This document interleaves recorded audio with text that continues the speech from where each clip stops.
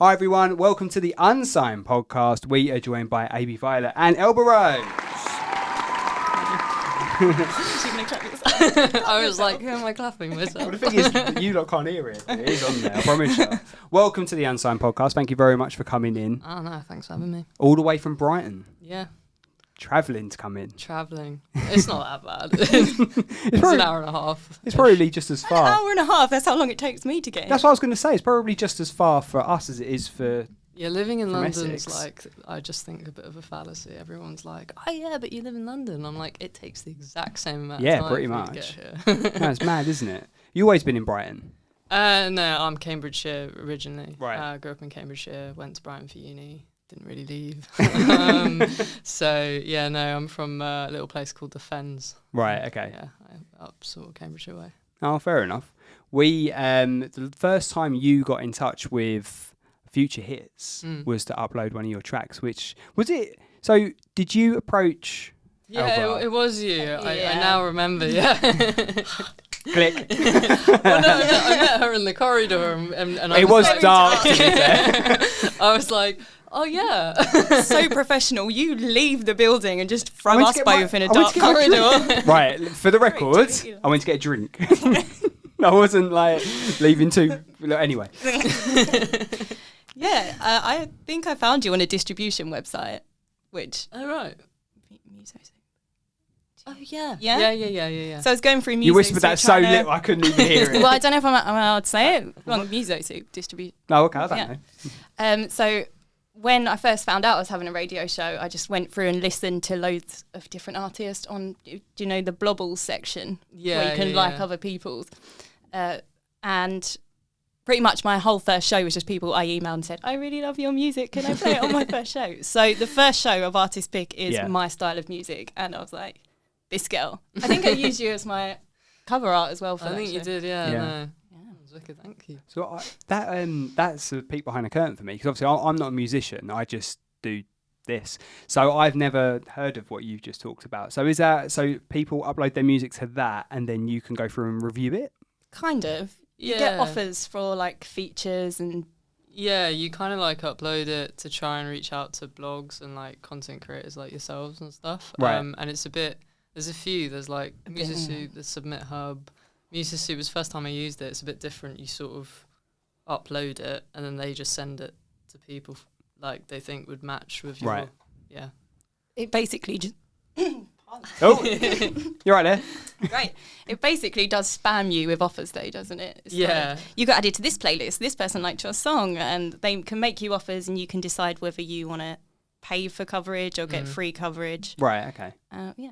Yeah. It's nice. It's useful. It's a mixed bag with things, but it's useful. What have you found that takes you to then? Is it playlist, other like Spotify playlists, or is it used for... A mix of stuff. Oh, yeah, okay. mix of stuff. Yeah, blogs, YouTube, radio, podcasts. Yeah, I it's like have a been mix of stuff. tempted to set up a like offers page. Oh, really? Yeah, but I What? don't think we have a big enough following yet. Well, I don't know, maybe. I mean, so could you like give people, so other artists who are emerging, could you give them point them to that? Because it might be useful for them to... Do you want to do it? Yeah. I mean, there's loads of tools. Yeah. So Musosoup is one of them. You pay like a fee for a campaign, and they send it to people, blogs, playlisters, all that sort of thing, and then they basically give you offers. There's usually like free placements, and then there's stuff there are paid options. So it kind of depends what you want to do with that or what you make of that. But there's other tools like Submit Hub. Submit Hub is very good. I've used that consistently every single release. Musosoup was sort of I've tried it. I'm trying to decide if I want to use it again. Right. Yeah. Well, that's the thing that I wouldn't know about any of that stuff. So having you guys talk about that as artists is very useful to other artists. They don't want to hear me just gas the whole time. It basically just does take some of the PR away from you, so you don't have to do everything. Yeah. But obviously you don't necessarily have that many radio stations on there. And So were you thinking then setting up a page for Future Hits as an example, and then okay, yeah, do it. Do we have to pay anything? Probably. Nah, don't do it. No, I think that we can earn money for it, but I don't want to charge people necessarily for uploads. No, that's true. But if you can figure out a free version or whatever, or if you want to get your music on Future Hits, you can. Upload via our website at futurehits.co.uk. Why She's every well time trained. when You should know by now. Okay. You should know by now. The question so before we started, I was like, I'm going to ask you both a question, right? So with your stage name is different to your actual name. Yeah. Right? Same with you. How did you decide on your stage name? Is that the right artist name? Artist name. Why the artist name? How did you go, both of you, decide on that? Oh, my story is not great. Neither's mine. I thought that'd be brilliant. I've been avoiding, I've been hoping they would ask me because my mate was like, you need a better story as to how you came up with the name. So Mate, we'll go to Abby first. You make a story up and then we'll come back to you. Mine's going to be bad as well. Is your middle name Rose? No, my middle name's not Violet either. So yeah. We just picked a flower. It's like AB. I didn't even put two and two Is that your name? That's my initials, AB. Well, yeah, that's close. Oh yeah, of course it is. I mean, I just thought it was no. Right, I just thought it was Abby, like AB, Abby. It works two ways. It works doesn't both it? ways. Yeah. Yeah. I mean, I'm just going to tell you the real story because I feel like the pressure to come up with a cool story is just like everyone feels like there's a pressure. I'm going to take the pressure off. It's okay to have a lame. So I read a book. Right. There was a character called Elba in it, and I thought that was great. And then I looked on Spotify, and Elba was taken. So I was like, no, what about Elba Rose? I was like, it translates to white rose. I'm a white English rose. This sort of links up. That was taken too. And then I was chatting to my friend. He just went, what about Elba? And I was like, yeah, that's not taken. It was not taken anywhere. And that's literally how I came up with it. My niece is called Alba. There you go. It's a good name. It is a great name. I remember when I saw it, I was like, that'd be a great kid's name. Yeah. But I can't use that now because Yeah, I suppose. it would be a bit weird. Well, no, it's still nice to understand that. I mean, I know that when we had the Lucetters in, I'm pretty sure they said they just picked their name out of a book. They read it from a book. Yeah. Yeah. So it's like, it's difficult. When I've tried coming up with, obviously, like I've said, I'm not a musician, but when I've come up with the name for Unsigned, I mean, that's where'd you get that from? I don't know. Because it used to be the Saturday sessions. And then we changed it. Which was on a Saturday, to be fair. So it was on a Saturday, so and then we had the check-in, which was the mental health check-in on the Sunday. So we had I had a radio show on Southend, and then we had the Saturday sessions, which was like the Unsigned It was only a segment. It was only like 3 songs a week or a couple of songs a week or whatever. But then obviously it grew, and then it became Unsigned, and then it got picked up by different radio stations, and then it grew. But when I was trying to figure out the name for Future Hits, fucking hell. You can swear on it, by the way. Oh yeah, you can swear on it. You can swear on it. Although I'm starting to create clean versions as well, so then I need to make a note of when I've sworn, because it's usually me. I have to go through when I've sworn and make sure I beat it out. Getting the thing for that was such a pain in the ass to do, because it was like trying to figure out what it's similar for artists, I imagine. Like you try and figure out, right, what can we use, what's been taken on all the socials, and then it was a really weird thing with because we had to submit it to Amazon to get the Amazon Alexa skill. It was like, oh, you can't use it, because we were going to be Unsigned Radio at first, right? And they were like, you can't use that because it's used somewhere else. I was like, yeah, but it hasn't been operating for ages. No, you can't use it. I think it's a difficult one because I think, years ago, coming up with a name was really just about your personality. Now it's about finding a handle that's you can use. Yeah, I know. I made a really big mistake putting punctuation in. A dot, B dot. Yeah. Yeah. And it's then hard, making it easy to spell as well, and because you don't want to be, I have done it at a gig where I've been like, if you want to check me out, it's Elba Rose, ELBAROSE. Because you're just like, no one's going to actively try and figure out how to spell it, so. Type as I speak. Heidi's got quite a good, Heidi literally, like those, they're backlit thing and you can put letters on them and stuff. She's literally got her handle on there so people can literally just see it and do it. Yeah, it's a good idea. I do need to get something. It'd be cool to do something like that. Or a QR code. People take a picture. Yeah, I've been thinking of getting those really small business cards with the Spotify thing that you can scan. Yeah, I've been thinking about doing that. That'd be cool. Yeah, I think they're a good idea. It's all marketing at the end of the day, isn't it? Yeah. You had a gig this past weekend. I did. How did that go? That was at Colours, right? Yeah, it was. It was really good. That was probably the best one we've had. We've had because we play on in-ears. We've had different variations of how good the sound's been for Right. us. Like we've played like one gig where the sound, all I could hear was a metronome beeping in my ear really loudly, and I had to take the other ear out and I couldn't really hear, and I was looking at like my bandmate like, dude, what's going on? But it was like the best sound we've had. It was really good fun. The audience there, they were really nice. Yeah. It was, like actually really full, which was nice. So yeah, it was good fun. Who are you supporting? Wallace Bird. Oh, okay. Yeah. How was the crowd for that then? Yeah, great. Like, I mean, Wallace is amazing. Like, I stuck around and saw her set. Like, incredible performer. But yeah, the crowd were really, like, I kind of went and was like, I'm not sure what to expect. Like, are these guys going to watch me? Because I'm a bit different anyway, like, sound-wise to Wallace Bird. And, but no, like, it was pretty full. I was really surprised. I was like, oh, this is great. And they were a really lovely audience. Is that Colours in Hoxton? Yeah. Because that's a music venue, really, isn't it? Yeah, So I think the people there kind of, they're just music fans, which kind of helps. Yeah. But yeah, no, it was really fun. Set flew by. We were just like, did we play 30 minutes? So no, it was good fun, yeah. I've been to the Underbelly, which is literally like just up the road from it, isn't it? It's like a few across or whatever. And then Ocean Floors, who have got a show on Future Hits and also been on the podcast as well. They played Colours a couple of weeks ago. Oh, awesome. So it's a venue to go to. I haven't been It's to a yet. really nice venue, yeah. Yeah. It was really good. It was really slick. We had a very quick sound check, but like the engineer was great as well, which always Certainly helps, yeah. Yeah. I can't get along with in-ears. They're a bit weird, like, because they can make you very isolated. But that was what I like. I think this guy must have had a couple of room mics somewhere, or put like the overheads from the drum kit on, because I didn't feel like I was in Irland. It was great. I was like, oh my god, I feel like I'm in the room. Because they are weird. We have to play to them because there's just certain sections where there's no drum kit in, so to stay in time with the backing track. But yeah, they are a bit weird. Have you used them before then? Yeah. I was going to use them at The South End? At South End, yeah. But the room was too small anyway. But when you're in a larger room... yeah. I think when you are making electronic music as well, without that live drum kit, it's really hard to hear yourself. Yeah, it's really... I mean... I think the problem with in is that, like, because at the moment we don't have our own setup where we manage our monitoring ourselves, like our mix.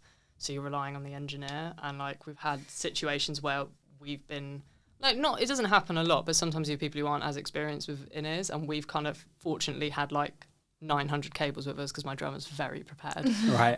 Where we've just sort of been like, we'll just manage it, and we sort of, have that, but like, yeah, sometimes you don't get as good of a mix, or it's very, very loud, and you're just like, oh my god. But yeah. I've only ever seen people have issues with in-ears. Like, I've been to a few gigs and there's like, they start with them in and then halfway through they're taking them out, and it's just like, again, Heidi at Chinnery's, like, she had that. Do you remember she like took her ears out halfway through, and it was actually, you'd have mentioned it to me. You were like, she's struggling with them. Yeah, she can't. You usually see me with one out. Right. Like, if I'm struggling, one's out, just so I can hear the metronome, and then I'll just use the room. Like, yeah, it's not for everyone. It's definitely. If I could get away without, I would. Yeah. Yeah. What is the setup then for a typical gig for you?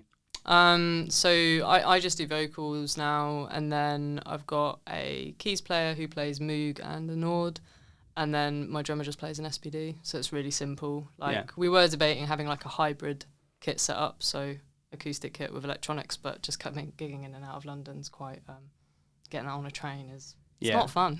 Where are they based? Are they in Brighton too? They're around. The keyboardist is in East Croydon. Oh, okay. So yeah, all round on that line, yeah, isn't sort it? of same area. Yeah. No, that's cool. Why did you look at me like that then?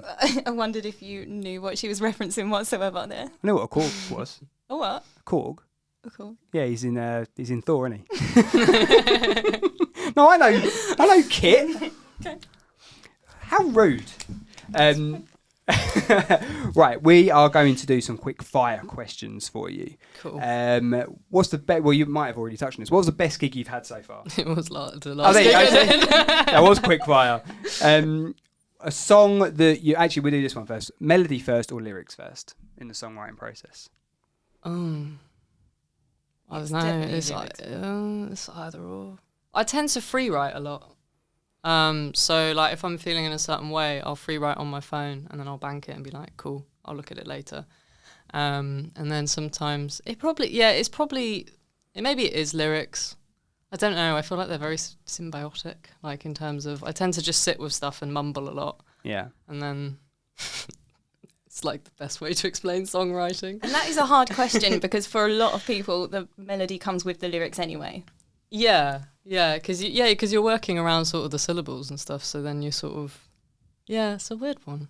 We've had very different answers on this. So when I was talking to Black Pines, they were saying that they'll come up with something and sometimes they'll do it to hand claps, but they won't have any words. And I remember Ocean Floors saying actually that what they were doing is they would have a melody and then they would basically just mumble something into it to then make lyrics fit the melody later on. I think it's like every song's a bit different anyway, and I think the instrument you write on also dictates it. So like I feel like I write different melodies on piano than I do to guitar, and sometimes I interchange on the same song just to see like if it would change. But the thing I do quite consistently these days is free write a lot. So do you know what free writing is? I barely know what you lot are talking about. No, I'm assuming free writing is that when you're going through it and you're writing the lyrics down as you go. But it's sort of just like where you basically write without thinking about what you're writing. So you're not necessarily writing lyrics. You're just writing anything about how you're feeling or a topic. So it's almost like a diary entry. And then you would then try and mould it into the song. And then you basically try to take from that. And I find that really helpful. Like when I'm struggling to come up with something, like if I'm going to write today, I'll go back through stuff that I've sort of written to be like, oh, what's something that like I'm vibing with today? And then I'll pick that out. That's kind of, That's a good way of doing it. I think with your writing, when you're writing stuff, how do you do it differently? I don't think I do necessarily do it differently. And normally I'm just writing what I'm feeling, what I'm thinking, and then the melody just normally is there anyway. But that will change a million times. Yeah. That's true as well. I remember at uni there was a tutor that kept talking about Elton John writing what's that song? Your Song in like 20 minutes. And it made me feel like to write a good song, you should be able to write it in 20 minutes. But like, do you know what I've realised? Like, I've cut myself more and more slack. I'm just like, it just takes as long as it takes. Like, you can't compare yourself to others. However many rewrites, especially Elton John. Yeah.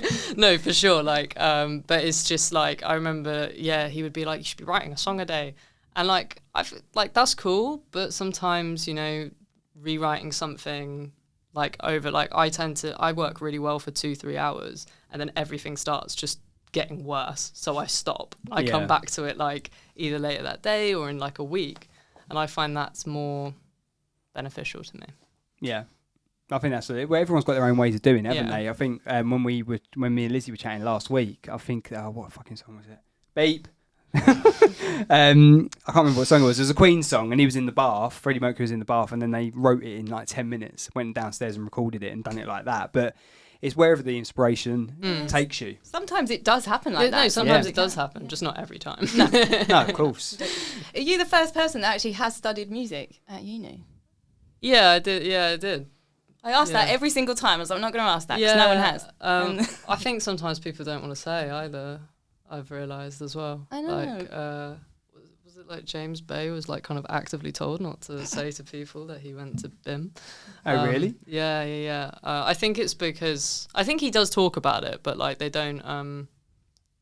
I don't think it's looked as cool. But yeah, I studied music because I liked music, and I was like, what am I going to do at uni? I'm going to go do you do what you love. Music, And I met my producer at uni, so that was great. Have you guys worked all the way through then since then, or? So oddly, we didn't actually meet till we'd both left, but we sort of would occasionally show up at the uni to do like, hi, come to this uni. That's what we used to do, and we met through that, and so we've been working together for the last like 4 or 5 years, which has been really cool. And you produced your EP? Yeah. Oh wow. Yeah. Going well. Good working relationship then. Yeah, I think like we've just finished off another EP as well together. Oh really? So he's he's How great. How long's Wallflower been out? A month. September. Well, I did finish it last year, so I've been sitting on it a while. But we've known each other a while. It's been cool. When's the new EP? What's the plan for the new EP then? If you it's been mixed at the moment, so hopefully next year. Yeah. I'm hoping to hit January, but I was hoping to get something out this year, but. It's a difficult time, isn't it? We were having a discussion last week as well, because it's like where people were, when you've got tracks now, if you're not getting them out now, it's Christmas time, isn't it? Yeah. So you're going to get drowned out on the radio or anything like that. There's no point releasing in December, yeah. And not many people are really going to be going to gigs, I imagine, in January, because no one's got any money, because it's always a longer month, isn't it?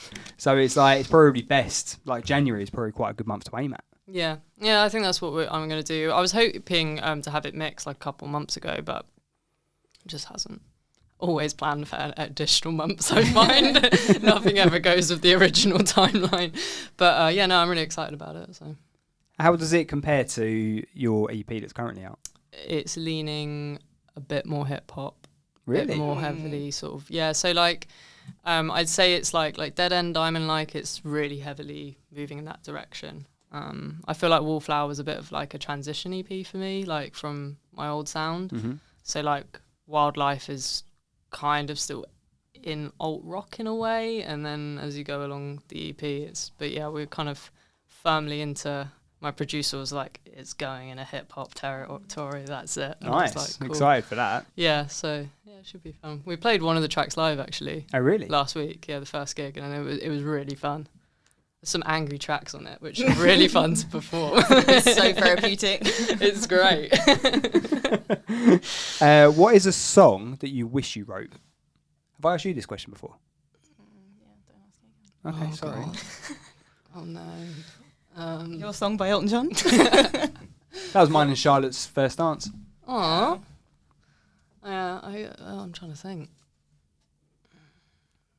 I mean, Bad Guy by Billie Eilish is a pretty big banger. There's quite a few Billie Eilish tracks that I'm just like, God, you must have been well happy when you finished this tune. I don't know, I can't think of one single song, but yeah. Yeah, but that's a good one to go with though. Yeah. Can you recommend an artist?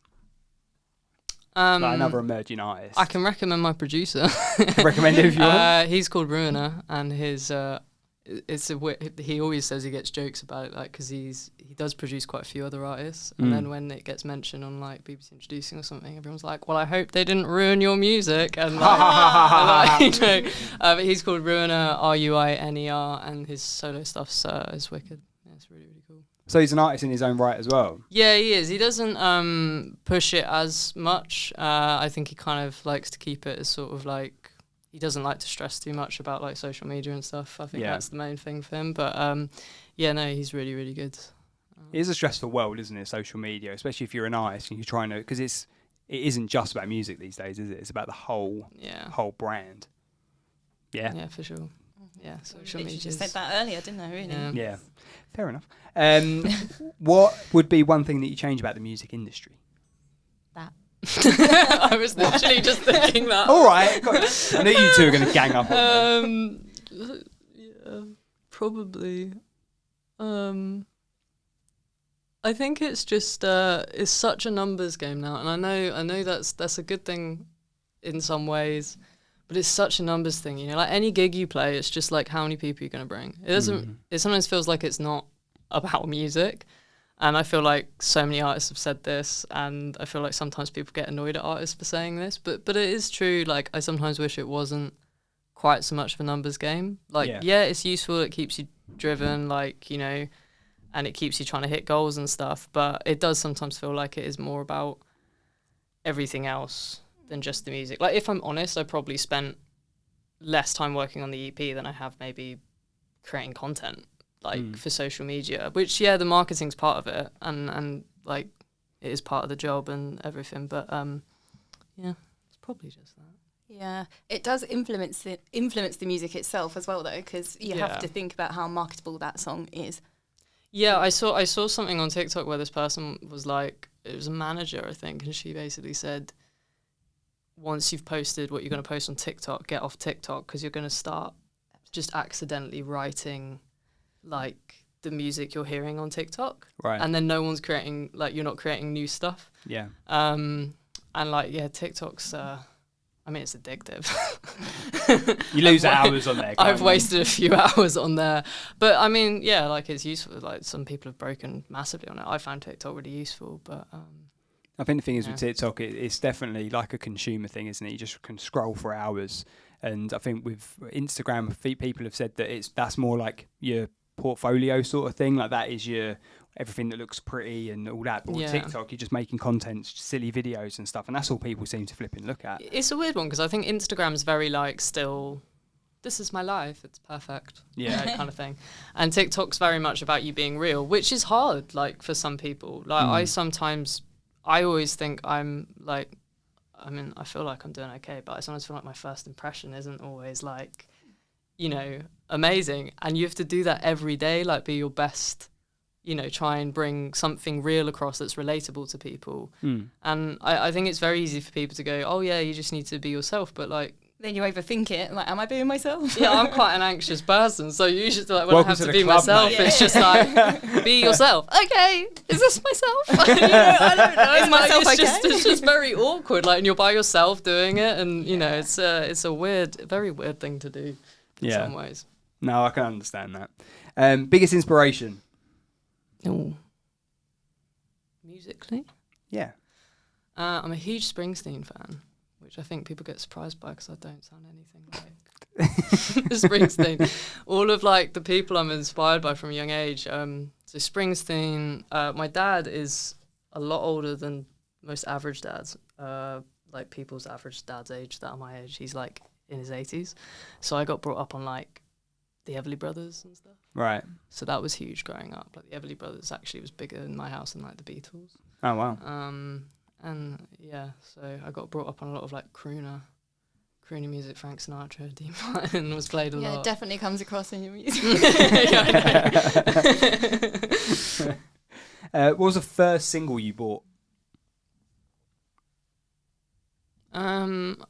I remember the first CD I was really obsessed with getting, and it was James Morrison's Undiscovered. Right. And I think that was what got me into like wanting to play guitar, to be honest. Yeah. Like, yeah, very singer-songwritery. I can't come up with anything like super cool with James Morrison. He's good at what he does. Like, he's great, you know. But that, in all honesty, is probably, and like John Mayer probably as well. Yeah. All those guitar, it's probably cool. Do you reckon?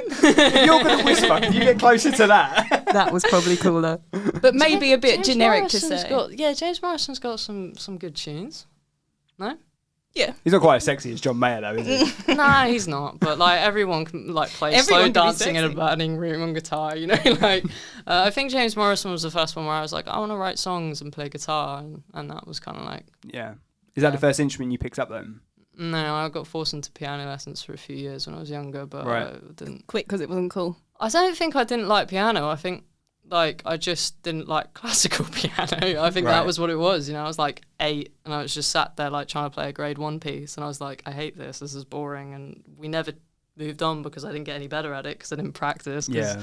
I didn't like it. So, but guitar was the first thing I really got like obsessed with. Yeah. But which is ironic because my brothers told my mum that I would quit and that she shouldn't buy me a guitar. Oh, really? Yeah. Yeah, it was a bit, they were like, she's going to quit, it's a waste of money. And now I'm just like, haha, still playing, guys. Well, yeah, more for them then. Yeah. What would be your advice for new artists? Obviously, we touched on the distribution places that we spoke about earlier, but what bit of advice would you give to someone who's just starting out as a solo artist or a band? Don't overthink anything. Don't overthink your name. Just don't overthink the music. Like, yeah, spend time on it for sure, but like, just don't overthink doing something. Just do it because you won't get any better thinking about it. Yeah. Which I've wasted time, you know, I think procrastinating. it's easy to overthink stuff. It doesn't Yeah. matter what you do for a living or for a hobby or whatever.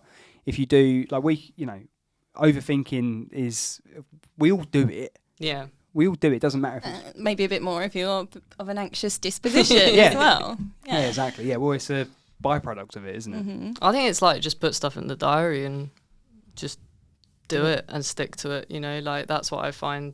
Like I used to be like, oh, everything needs to be perfect before. No, it just doesn't. Just, Yeah. you know, like your first gig might not be, you know, amazing or things will go wrong, but like you learn from it. I mean, like our first gig with this project, our drummer's SPD got wiped. So all of his sounds and his backing tracks weren't on the SPD. Oh, wow. And we were just like, I was just stood there like, So, and I thought he was joking because we'd been joking about it. And I was just like, oh my God, like we can't do the gig. And then they were sort of cobbling together, like we were triggering the backing tracks from a phone, and it was like really stressful. I was the most stressed because the two guys I play with are very, very seasoned giggers. They do a lot of functions and stuff, and they're super like, they're like, yeah, it'll be fine. I was like, will it? Like, you're telling me to trust you. Okay. You know, like. And how was it? It was good. Yeah, it was good. It just, like, I think, you know, it's that thing when you're an artist who maybe isn't super, like, I've learned a lot of tech stuff just from, you know, being around it and stuff. But sometimes you're, like in my band, I am the least knowledgeable when it comes to the sound and the gear, because I don't deal with it every day like they do. Yeah. Like, as a singer, it's very easy just to show up with a mic and almost bypass all that stuff. Like, you should definitely learn it, but like, and I've definitely learned from being around them, and like, you learn from those problems. And it was fine, but it's that thing when you almost feel useless because you actually can't solve the problem for them. You're just like, cool, I'm just going to wait, like, you Let me know when you're ready. Now, Let me know when you need a mic have check. like 4 backups of it, and I'm just like, have we got all the backups this time? Have we got? And I know how to do it now because I was like, I don't want to feel like this again. Yeah. But yeah, I can't remember what the question was. I think the thing is with stuff like that, if you can any anxiety thing, if you can sort of put things in the way to sort of combat the onset anxiety that could come, it certainly helps. If that's 4 backups, or if that's making sure that my camera's charged before I come here, is all, you know, try and put those preventions in place rather than having to be reactive when you're there. Yeah, for sure. It certainly helps. What else have we got on here? We are going to go with, what's the first gig you ever went to? Yes, we're asking I love it. I like that when they go, it was Bon Jovi. Why is that bad? I don't know. I was really obsessed with Bon Jovi when I was a teenager. Are you with me? Like, I think that's quite cool. No, it was cool. I think it's just because I was really into Bon Jovi. Like, right. I was like, that just brought up a lot of feelings. I could just tell all the. I don't really listen to them anymore because I over listened to them when I was a teenager. I went to see Bon Jovi. Where was that? I've seen them twice. It was at the O2, I think, the first time. Right, okay. It's not as embarrassing as you think it is. No, I think it was just like in my mind, I remember being taken the mick out for being into really into Bon Jovi. Because at school, that wasn't cool. What was cool when I was like, I'm trying to think, like, what was really big back then? Like, we don't know when back then is. No. We can take a guess, but we don't want to. I feel like we're a similar age. Probably. Yeah, like 2013, 2012, school. I was 25 then, in 2012. So yeah, I think, I don't know, I can't remember what was big there. When I was at school, a lot of my friends weren't necessarily into the same stuff I was anyway. Like, they were all into like Oasis and stuff like that, but they were at the back end of that anyway. But like, I was into like rock, new metal. I like dance and garage and stuff. But most of my friends were into like garage and weren't heavily into music. It was mainly football. So I sort of kept my music stuff to myself, really, because no one else seemed to really be on the same page. Yeah, I think when I was at school, actually, just think about it, it was very X Factor era. Yeah. So like it was, I mean, Taylor Swift was big, and that's fine. Like, I was a Swiftie, but like JLS was big, and like One Direction. Yeah. That was what everyone was obsessed with, and then I was sat there like, Bon Jovi. But that's fine. So if you were like in the music crowd, that's better. You can't say JLS or Taylor Swift. No. Has to. My brother-in-law's really into JLS. Like, he went to Newcastle to watch them. Yeah, they reformed, didn't they? So he went to Newcastle to watch them. I'm sure they're from this way anyway. But he went all the way to Newcastle. One of them was from Peterborough, which is where I went to school. Yeah. Because I remember that they did a gig there, and it was like a really big thing. One of them was like from Peterborough. I think they're from all over. Yeah. Fair enough. What's your jam? Is that a good question? What is the thing that if you're in a club or a wedding or whatever, and you hear a song come on, probably Bon Jovi, right? But what song are you run into that dance for? Just any 80s music. Yeah. It's just going to get me dancing. Just any of it. Like, my brother's wedding, he had a DJ, and he said it had to all be 80s music. Best DJ ever. Like, it was so good. There was nothing, like, awkward. It was just all, like, just absolute bangers from the 80s. It was great. The other night it was like really crap weather. It was like it weren't thunder and lightning, but it was really heavy, like wind, rain, and all that. So to distract the kids, I was like, I'll put some music on for you so you go to sleep. And I put Magic on just because that was always my go-to. Like if I'm in the car early in the morning or whatever, Magic's quite easy listening. It's got nice music on there and whatever. Put it on, and they like in the morning. My daughter was like, "That was boring." I was like, "Oh, I quite like all that stuff." Whatever. Right, what we're gonna do? We have a quick break, and then we're gonna come back to do your dream gig. All right? Cool. Right, we'll see you in section 2. This is Frank Joshua, and you are watching the Unsigned podcast. How awesome is that? I've just discovered it though, because I drink like quite a lot of caffeine, like coffee and tea and stuff, and I probably drink too much of it. And then the other day, when was it? A few weeks ago, I was driving back from Birmingham or whatever, and I was like, I don't fancy a coffee. I'll get I saw juice version of this because I don't like Red Bull. Just reminds me of going out and getting pissed. So I was like, I'll just have some of that, and I've drunk that, and now I'm like on one a day of them. Oh God, Plus all the additional sugar. Caffeine. Do you not? Like it makes me because I don't drink it. When I have had it, I'm like really buzzed. I'm like, oh my God, like my eyes are popping out of my head. Like it's really weird. I wish I was more like that because I drink far too much. The most I have is I'll have a matcha occasionally. Oh what? A matcha. It's like green tea. Oh. But it's like a intense version of green tea. It's like a powder, and you can have like a matcha latte. But that gives me like a buzz. Is it like a quarter of the caffeine of tea, I suppose? Probably. I don't think it should give me that much of a buzz. But well, you can tell from what we're drinking. So you're on the water. You've got 2 coffees, and I've got one of these. It's honestly just because I don't like coffee. Like I tried so hard to like it. I worked as a barista at one point, and I would be like, I need to get into this. Like it will help me stay awake. And I was just like, I hate it. Like I can't. I can have a mocha, but it has to be like 90% hot chocolate powder. First time I got in, I really got. My dad likes coffee, so I got into it then. But when I started running, like when I was a runner in like a media firm in Soho, they would get like the coffee from Monmouth Coffee, and so it was like a really nice, expensive sort of coffee that they'd give to really good stuff. And every now and again, someone would make like a cafetiere of it, and we'd sit there and have that as the runners, thinking, we're getting one over, and we're having some of this. They used to put it in the freezer. The beans. It was more like it was ground coffee. She's a barista. Yeah, it was ground coffee, but they used to put it in the freezer because they said it kept it fresh. It keeps it more fresh. I only actually knew that because my boyfriend's obsessed with coffee. He's really into coffee. But like when I go work in London and they go, does anyone want a coffee? My boss is always like, do you want a hot chocolate? And I'm like, yes, please. Whipped cream, please. Well, the Christmas coffees will be here soon, and then we'll be on them. I had a hazelnut and maple one the other day. Did you? Yeah. Is that a Christmas one, or is that it's just autumn? An awesome one. Nice. Did you say awesome? Autumn. Oh. I need to spat at you then. I like the gingerbread lattes. What? Don't know. What, is that a bit camp or what? No, it just seems funny coming from you. What do you mean? Gingerbread lattes, whipped cream, marshmallows. Oh yeah. And like maybe your daughter, but and the little gingerbread man that comes on top. I didn't mean that. Don't go there. Not the vibe. No. It's not Fraser. That was, naughty Fraser Morgan. Right, welcome back. Section 2, Unsigned Podcast. We're joined by Elba Rose. We are going to do your dream gig. So in this, we ask you your dream venue. We ask you who you'd like to feature on the bill with, what will be on your rider, etc., etc. We're also going to do Gig Tour Bin. So if you can think of a couple of artists while we go through that. I have a couple in my head.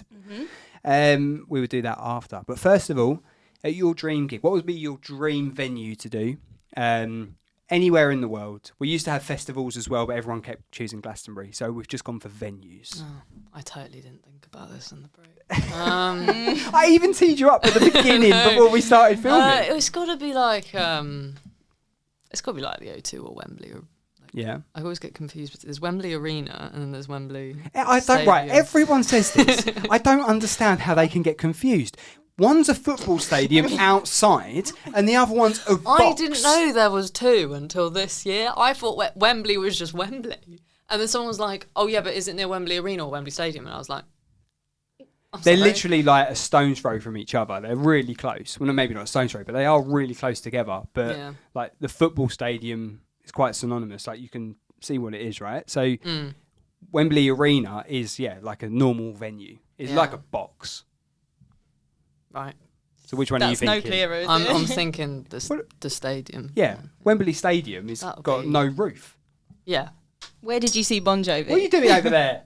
Oh, The that was O2. Yeah. Probably Wembley. Yeah. That'd be Wembley would be cool. I mean, that'd be sick. It would be sick. Who would be on? So basically, there's 3 of you on the bill.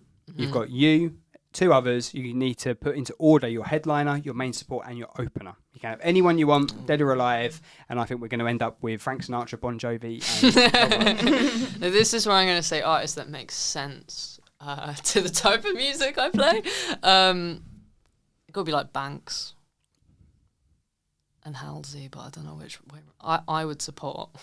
yeah. Not going after any of them. I'm trying to think which way round I'd put them. Oh, I don't know. I'd support, and then they could just like fight it out over who headlines. Sort it out, don't worry. Yeah, you're going for that order then. Yeah. Fair enough. What would be your entrance music? Oh God, I don't know. I feel like I would just feel really awkward having entrance music, so I just pick a really funny song. Yeah. Like just like something you wouldn't expect, like a nursery rhyme or something, because I just feel so uncomfortable. Or I just go really extreme and pick like some like wrestlers walking music. Yeah. That's just like I mean, really like that's sort of hardcore. Do you know what I mean? Yeah, I'm like so bad at thinking of track names off the top of my head. I instantly went for Benny Hill, the Benny Hill theme tune. When you said you wanted something completely different. Just like running on. Yeah. Like your band following you. Yeah, I don't know. Like, probably like just an extreme because I'd find it funny. Yeah. Oh, I like that. What about a special guest announcer? So who's going to announce you onto stage? An announcer? Yeah. Oh my God.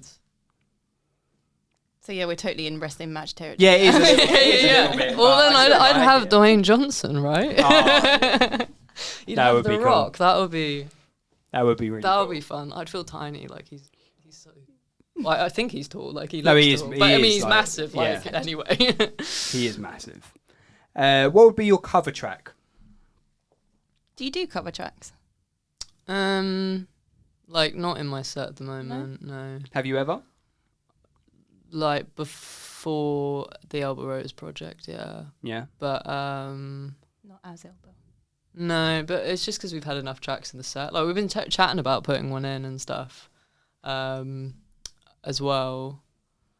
I don't know, what would I do as a cover? It's hard, isn't it? Because you don't want to think of something really obvious and cliche. But I really like "Hurt" by 9 Inch Nails. Got the writer right, didn't I? Everyone else is like Johnny Cash. It's not. It's 9 Inch Nails. I learned that because my boyfriend yelled at me the first time I said it was by Johnny Cash. I learned that the hard way. I think that's a tune. I know it's been done so many times, but I'd love to have a crack at doing a really cool, ethereal version of that. That would be fun. What would yours be? What would you do? Because you've got enough songs in your set to be able to do all originals. What would you ever have a stab at a cover? I don't know. I posted the other day on Instagram London Grammar, didn't I? But I think that's too obvious. That would be great. Yeah, I didn't think of London Grammar. I blank out when I get asked questions like this. So do I. I don't know why I get invited back here. You're usually the one asking questions, though, but I like to throw a couple at you because it's nice to get a different perspective. Yeah. Maybe something like an 80s track, maybe a bit of Cher, probably Annie Lennox. I know that's so generic and I say it every time. It's so fun reimagining tracks, though, that have been around for ages. London Grammar would be fun, but I'd be scared to pull her vocals off. I saw them live and I was like, oh my God, she sounds Ridiculous. as record. Oh, I could add London Grammar on my gig as well. No, see, I thought that as well, but would you want to be on the same stage? Because the sound is quite similar. Yeah, that's a good point. I love how deeply we're going into this now. You literally flew through the lineup, but now you're like, actually, I need to make amendments. London Grammar would be fun. They also just look like really nice people. I'm sure Banks and Halsey are as well, but I feel like I've probably seen more of like London Grammar interviews where I'm like, you guys just seem like really nice people. When I saw them live, their opener was sick, and they got someone else to open who was just in a bar in Brighton like an hour before, got a phone call from their manager and came to open and was clearly quite nervous, I think. Awesome set. They were wicked. But like, I just remember London Grammar genuinely coming on and being like, can we just like, you know, like say thanks again for like pulling that out the bag. And I was like, that's really nice, because not all headliners thank the support. And I was like they don't always thank the support. And I was like, that's a really, really, like, especially at that level. Yeah. I was like, that's really, really nice. But I remember that they were nervous, and the sound guy kept starting their track before they were ready. And they had to be like, can you just wait a moment? And like, it was so nice though, because the audience was so like behind them. Yeah. Because I remember they were just like, yeah, I just found out like an hour ago. And I was like, oh my God, if I found out this an hour ago, I would be like, what? But yeah. They're good guys. Like, they met at uni, didn't they? And they're just dotting around London all the time. They turn up to house parties that my partner's sister's been at. They're just down to earth people. I think they haven't let it go to their heads. Yeah. Nirvana Smells Like Teen Spirit. That's what you go for. Yeah, that would be good as well. Yeah. The cover. That'd be. I'd be really interested to hear that. That'd be amazing. I was inspired a little bit. Who would you do a special guest duet with? So you're doing your dream gig at the Wembley, and you can bring someone out. Who would it be to do a duet with? Honestly, I think it would just be my producer, if I could drag him out. He doesn't really like gigging, but like we recently finished off a co-write together, which ended up being a duet. So we're both on it, and I think we were both shocked when we wrote it. We wrote it very quickly. It was like in an hour. We thought it was going to be really awkward. And we were sort of sat there like, we've never written together before. Because like, we work together, but we've never written in the same room. Yeah. And like, I'm always like, I really want to play this song live, but you need a male singer and you need like quite a specific voice for it. So if I could drag him out, I don't think he'd do it though. It's your dream gig, so he's got to. I doubt he'd be like, no man, like I'm staying at home. He'd just be like, no, he doesn't like playing live. So. Oh, fair enough. He's quite comfortable in his studio. Yeah, I think it's just the anxiety of playing live. I think it's not his thing. So it's a lot of that going around, isn't there? Like, I think a lot of performers are like that. It's one of those things, isn't it? I really admire people who kind of put that boundary up. They're just like, no, this is what I want to do. I don't like doing that, so I'm just not going to do it. Because it's quite a big thing to say, I'm not going to do live gigs. There is an expectation, though. There's a huge expectation. Yeah, it's quite a big thing to be like, I'm just not doing it. Yeah. Yeah. Fair enough. What would be on your rider? You can have two choices. You have special requests on your rider waiting for you at your dream gig at Wembley. What would you choose? It can be food, drink, special requests that is waiting in your dressing room at Wembley. Probably not coffee. Probably nothing that exciting. I'd just be like, I'd want a comfy couch. Yeah, that's a good comfy shout. Couch, just to chill on, zone out to. I don't know if like you go to gigs and they say there's like a dressing room for you to sit in, and there's not even a chair in it. So a couch would be great. Yeah. Beanbag minimum. Yeah, water. Rock and roll. Some good food. What food? What food would you choose? Probably like Vietnamese food. Have you been to pho? Is it pho? Not pho, but like the egg rice noodle bowls. Those are really good. Nice. Yeah. I used to have really bad anxiety at gigs. Not because I was anxious about the gig, but I basically went through a phase where I wouldn't be well at gigs. I would be ill. Right. And it would make me very on edge, and it would be to do with eating properly and stuff. So that's why I want food there. Yeah, that makes sense. Just to make sure, like a nice comfy couch to chill on. It's a good shout. Not much. No, I think that's a fair request. Yeah. Very fair request. What would be your made it moment? Have you had one yet, or what do you think it would be when you get there and look back and go, bloody hell, yeah, I'm definitely doing the right thing here, or I'm on track? I think like on a small scale, like things like with some of these tracks, like I've had, like I got added to like a really cool Spotify editorial playlist, and it got played like Dead End got played on BBC Radio 1, and it started to get picked up. Like just stuff started to like. Like you guys got in touch, and there were other people who just reached out And that was really like a thing of like, oh, this is working. Like, you know, like the effort I'm putting in is actually, like, things are coming. Yeah. And that's wicked. And then sometimes I do go through phases where I'm like, oh, but that's the end. Like, there's, you know, there's nothing else that's coming up. Like, this is it. And then I'll be like, oh, no, nothing's happening. But, like, no, I've had a few where I've been like, oh, you know, it's like, you know, like the effort I'm putting in. There's people approaching you, they're noticing it rather than you. Yeah, or like people are just liking it, you know, and they're like, they've added it to their own playlist, and it's just like, oh, that's wicked, you know. But I mean, if I can support Banks and Housey at Wembley, that'd be pretty great, wouldn't it? Yeah, it'd be pretty cool. Where would be your after party? My house with my dog.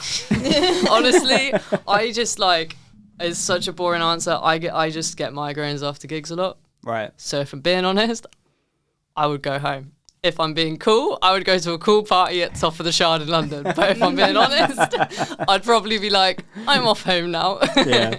I think that's fair enough though, isn't it? Like everyone decompresses in their own way. What do you do to prep for a gig? So now I'm a lot more careful about it. Because like I said, I did used to be very ill. And I mean, like, I would just be sick at venues before I'd go on. Was that adrenaline? No, so it turned out I basically had like an over...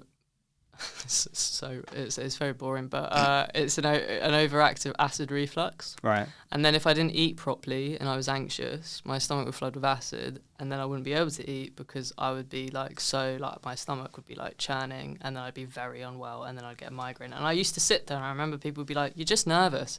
And I'd be like, no, I would like to go on stage because this will end then because the adrenaline will kick in. And so now when I gig, I absolutely make sure I eat 3 meals. And like, I mean, like I do what a lot of singers do, cut out dairy, all that fun stuff before a gig where you can't have any chocolate or anything. It's quite stressful when, you know, like dairy's like your everyday, and then you suddenly have to remember on gig day, like, no, you can't have that for breakfast or anything. But what is the I don't know the reason behind congestion. Creates mucus. Yeah. Oh, it's okay. really lovely. Very sexy, yeah. Yeah. It just messes up your voice a bit. I think some people get away with it, but yeah. Don't need dairy. And just warm up at home, keep chill. Yeah. Stay in the zone. Just stay like relaxed and calm. I usually do, to be honest. I try and do a normal day if I'm going to a gig in the evening. Just to not sit and think about the gig all day. You know? Yeah. And then just chill out with your dog after. Go and then have a cuddle with my dog after. What's your dog called? Enzo. Like Ferrari? Yeah. Nice. Yeah. Right, we are going to do Gig Tour Bin. So this is essentially Snog Marry Avoid, but for music artists. There's too many to this choose feels from mean. here. Okay, well do you want to... Bruce Bon Billy. Per? Bruce Bon Billy. Bruce Bon Billy. Bruce Bon Billy. Yeah, we can go for that, definitely. So basically, Gig Tour Bin is like Snog Marry Avoid. Tour, you're going on a world tour with them, a one-night gig, or you've got to put all the work they've ever done in the bin. And the 3 artists we're going to give you is... Bruce Springsteen. It's because I said I said Bruce Bon Billy. Bruce Bon Jovi Billy. Eilish. Piper. World tour Billie Eilish. That makes sense. Artistically, it makes sense. Probably Springsteen one night and Bon Jovi bin. Is that because of all the embarrassment it caused you? No, I'm just Springsteen. I can't bin Springsteen. Yeah. You can't bend the boss, man. I'm going to see him next year live. Are you? Where's that? I got tickets to. Not sure if it's Wembley Arena or Wembley Stadium. I don't know where it is. Where is it? I think it's Hyde Park. Oh, cool. It's a festival. Which festival is it? It's like it was Hard Rock, not Hard Rock. What's Hard Rock called now? Hard Rock Calling. It's changed, isn't it? I don't know. I can't remember. Anyway, it's that equivalent. Fair It's in a very big park somewhere in London. Finsbury. There's loads in Finsbury, isn't there? There's loads going on. I think it's in Hyde Park. Right. Okay. Yeah. What are your over the next 6 months? Obviously, you said you got your EP that you're releasing hopefully at some point early next year. But what is the plan for you over the between now and sort of next summer? Oh, that's a good question. That's good because I just made it up. I need to sit down and really think about it. But this EP I'm gonna hopefully release across next year is 6 tracks, so probably 5 as singles. Yeah, get those released. I hope to have a few more gigs next year. Been getting all my festival applications in. Nice. All that fun what's stuff. what's the process of all that? Because again, for artists that are coming through, would probably be good advice for them, and I don't really know about it. So, what is the process for that? You send lots of emails. Oh, okay, fine. Same as everything else, really. Yeah, it's pretty much, you send emails and you fill in a lot of application forms and hope someone replies. It's kind of what it is. Yeah, it's nothing complicated. But it's good to have like live videos of you, I guess. Yeah. Well, you've got a few of those, haven't you? I looked on your YouTube and that in preparation for this, and you had a few live videos like shot really nicely in different studios and stuff. So how did they come about? So they were actually, so basically like from my day job. Oh, okay. Oh, that's handy. Yeah, it does help. We all have day jobs. Yeah, no, being a videographer, one of the guys there basically offered to shoot it. Oh, that's cool. Which was really good. I was very grateful. How did you do that as a process? Did you shoot it a few different times and he had a camera moving around, or was it a case that you did a few cameras in one go? Like, because it's a live set, isn't it? Yeah, so there was one video we shot in Sunset Studios in Peckham, which is a one shot, so that was entirely him just moving around. And then the Diamond Light video was shot at South Lane Studios in Brighton, and that was with like 2 cameras. Right, okay. It's weird with live videos. So like, I think like most live videos are like, a lot of what you're seeing is live. So like, for example, like when we did the one in South Lanes, how we did multiple camera angles without having 2 cameras is we would record live, and because we play to click, we can just keep filming every live take, and then at the end we pick the best take of the sound, that's and then we all take my all the question footage. was, Yeah, that's kind of how we do it. So that's basically like the cheap way to do it without having multiple cameras and multiple cameramen. Yeah. Well, we tried doing that at our events we did back in May now. That's how long ago it was. But we tried doing that, but we only had one camera. So the guy who was doing the videography for us, it was quite a struggle for him because he was trying to record a live event, essentially, also trying to create like a music video for the bands, and then taking shots from other parts of the night and trying to make them fit over the top. It just wasn't quite the way to do it, but we tried. But it's a lot of work for one person as well. Yeah. But I mean, like even like, so I don't know if you saw the dance acoustic video. I haven't seen that, no. So I shot that myself, which is a very stressful way to do that. So like, I fortunately got to borrow like a slider. Oh, cool. Set the camera up on that and like set it up, and I was like, cool, let's record the song. I got my mate playing piano, recorded it, and then I was like, okay, so we need some like extra shots of each of us separately. So I taught him how to hold the camera and operate the camera, and then I filmed his bits, and then we just put it all together. It's not the ideal way to do it. It's a lot more stressful. It's super relaxing I find it so relaxing now when I show up and someone else is like, just like, I'll film. I'm like, oh my God, I just have to stand here and like sing. Busman's holiday for you otherwise, isn't it? Yeah. But like, like a lot of videos before that I would shoot myself. I enjoy that part of it. I started off in media sort of trying to become an editor, and I've done editing for on and off for years, and then got out of media and got a normal job, which pays the bills and all that. But I think with what we're trying to do with Unsigned and with events and all that, I quite enjoy all that side of it, and being on the I like being in front of the cameras, but also behind it is quite cool as well. I do enjoy that aspect. Yeah. No, I definitely, I feel like I enjoy filming more than editing sometimes. Yeah. Yeah, no, I get that. Sometimes I just wish I could just finish filming and then just be like, here you go, you edit. Well, that's what we used to do with this, because we used to have Joel who would edit all the videos, but he's otherwise engaged at the moment. So it's sort of, I've gone back to doing the editing, and it is a little bit... Desperately, like, volunteers, anyone? Anyone want to edit our videos? Please. So no, it's one of those things. I think with this, it's all right because it's just us chatting, and then we don't really cut anything out. So it's like quite a simple edit. It's just getting a multicam sequence and just going 1, Yeah. 2, 3. Like it's quite nice. It's quite easy. But yeah, no, we got a very editing heavy there, didn't we? Mm-hmm. What? Who's an artist you'd love to see in concert but you haven't yet? There's quite a few. I didn't get tickets to see Maggie Rogers on her tour. I kind of wish I had. That'd be cool. Billie Eilish would be wicked. I'd love to see her. I really like seeing people who do... Like, I love seeing, like, artists I love. Like, I'd love to go see Hayley Williams, like, with her solo stuff. I think that'd be wicked. But I also love just going to see people who can do a show. Yeah. So, to be honest, I'd love to go see Pink fly around, like, you know, doing all her trapeze skills. I'd love to go see Taylor Swift's show because that's a show. Yeah. I'd love to go see Billie Eilish because, like... That's a show. She's wicked. But yeah, no, otherwise, like, Hayley Williams would be amazing to go see. She's featured quite a lot on this. She's been named quite a few times. Her solo stuff's wicked.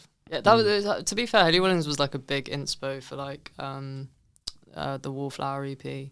Lana Del Rey would be cool. Lorde would be cool. There's a lot. I was going to say, I think Lorde was a vibe I got from your latest track that you released. Lorde was also quite a big influence. Like, Lorde, Lana Del Rey... Hayley Williams. See, now we're naming artists that these are artists that make sense.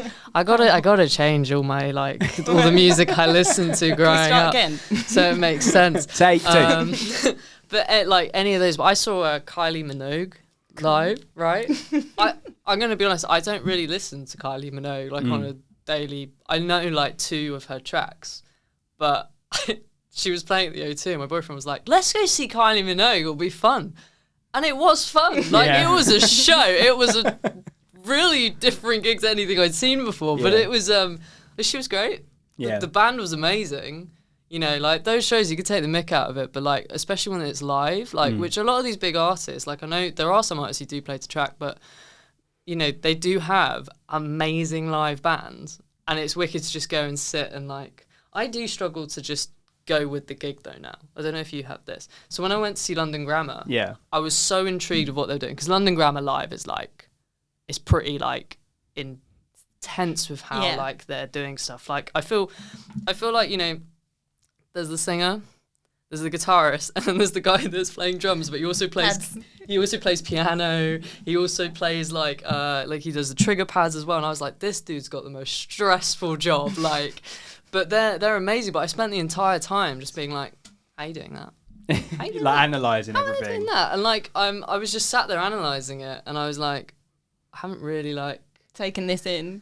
You know, like I've gone into like the really experienced thing. So I think it was because I was in a seat, and I think I just need to go standing and then drink a few glasses of wine and matcha, and then stop staring at what everyone's doing. But Yeah, I think it's difficult though, isn't it? When you're an artist and you're seeing the work at hand, it is difficult to go, oh, what are they doing? Oh, how are they doing that? Oh, well, maybe I could try that on mine. Yeah, I mean, London Grammar was, to be fair, was quite a big reference for us for how we were going to do live stuff because they do a lot of what kind of like triggering stuff and whatnot. So I probably was very much like, do homework at this gig.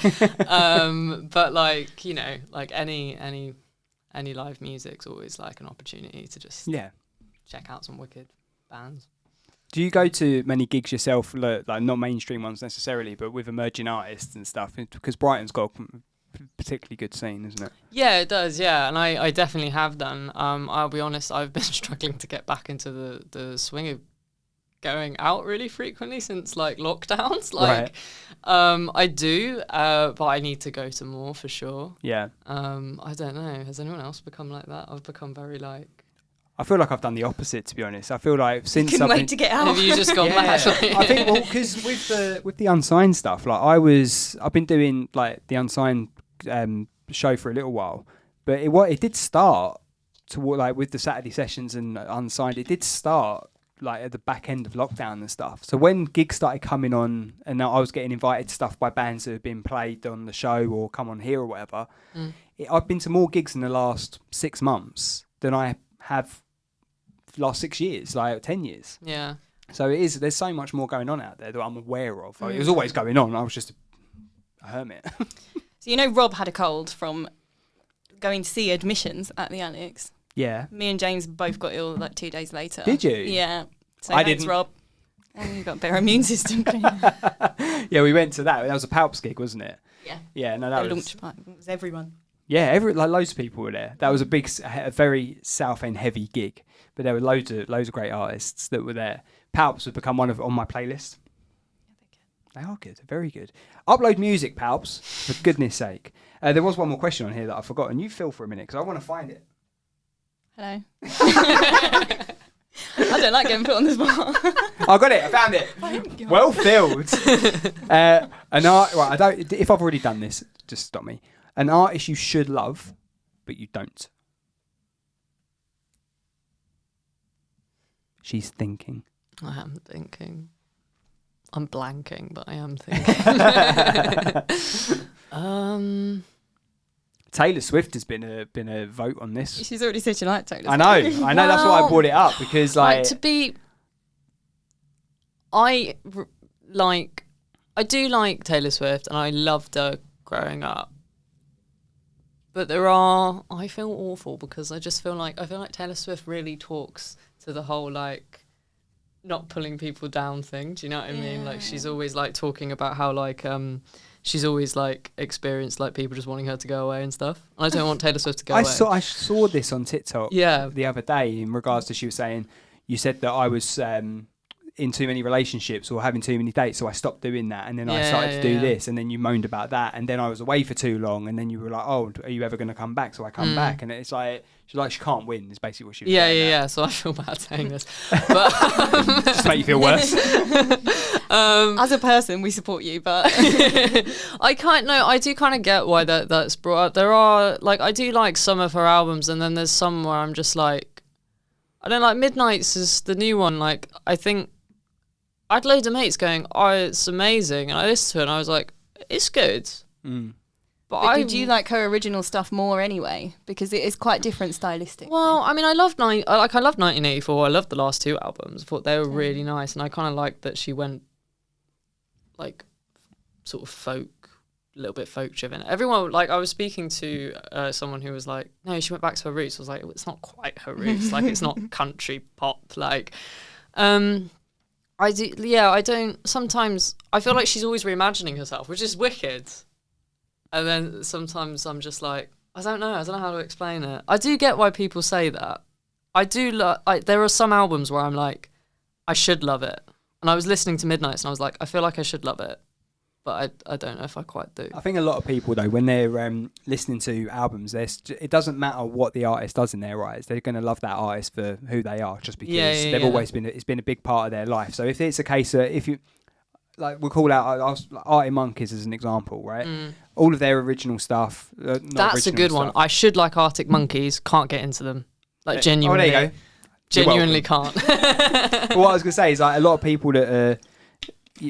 There are some, maybe Arctic Monkeys might not be a good example, like One Direction, right? So One Direction fans are brilliant, but they're, fanatics, aren't they? Yeah. So no matter what, obviously they're not together now, but whatever they did, their fans would have loved and not really criticised it. Yeah. So I think it's trying to, I think a lot of people get taken along with that rather than looking at tracks individually or albums individually. Yeah, I was kind of listening to Midnights, and there's some good tracks on there, but I was like, she does such long albums. Why is there 20 tracks on it? I was like, we don't need all of these, Taylor. Like, I was just, I don't know. I was just like, I feel like, some of them didn't need to be on it, Like, not in like, I feel so bad. I don't think she's watching.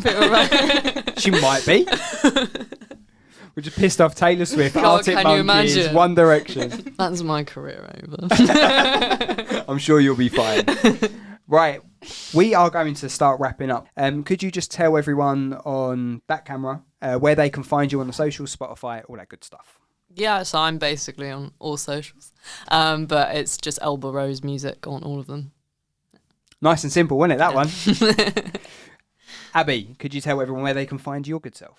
A.B.Violet on all socials as well, including Spotify and streaming services, because I'm more A.B.Violet presenter than more than I am an artist now. Do you think? Yep. My following's gone since Future Hits. Good. So if you want to upload your music to Future Hits, well via the website at futurehits.co.uk. That is correct. And if you want to get on to Unsigned, which goes out on a few different stations, you can upload music via unsignedmusic.uk, but also just go to the easiest way to go, futurehits.co.uk, and then you can find everything through there. Also, podcast guest-wise, if you're an emerging artist and you have uploaded music to Unsigned or Future Hits and you would like to be on the podcast in the new year, get in touch. Find us on the socials, unsignedmusic.uk on the socials for the podcast, Unsigned Pod if it's on Twitter. But find us, send a DM. You're more than welcome to come on, and we will start booking people in for the new year. Not the 3rd of January, because need a break, don't we? So the week after that, we'll start booking people in. But Elba, thank you very much for coming in. No, thanks for having me. Lovely to meet you. Lovely to meet you, yeah. Thank you for coming in. Abby, really appreciate it. Manish, cheers, mate. See you, everyone. See you next week. Cheers.